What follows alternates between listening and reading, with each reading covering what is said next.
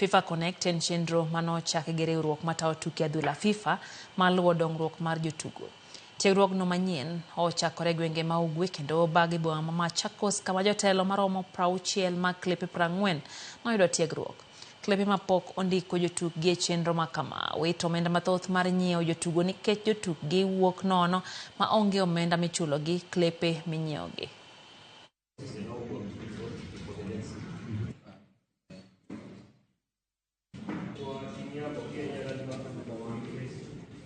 Nimekuwa nikifuatilia sana kuipata kwa sababu ya akademi yangu, kwa sababu ukirejista mtoto ama ukirejista player atakuwa wako hata akienda wapi, itakuwa una benefit kwa team.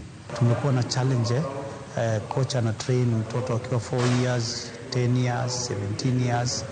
At the end of the training, timu kubwa unakuta timu kubwa zinachukua player without the benefit kurudi kwa ground ya pahali kijana ametoka na kusaidiwa.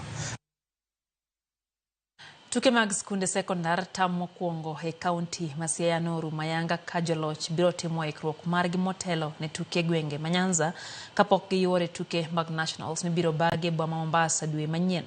Team mar St Mary's Yala e joloch tuke mag rugby jotugo 15 koni gi koni. St Mary's bende nobedo joloch e tuke mag handball kidieny mar yawuowi ka skund nyiri ma Nyamira Girls nobedo joloch e tuke mag handball. Skul sekondar Mang'iano thicho oko joloch mokalo Nyamira e tuke mag hockey ka team mar Chinda Boys noloyo Ambira gol 1-0 e finals.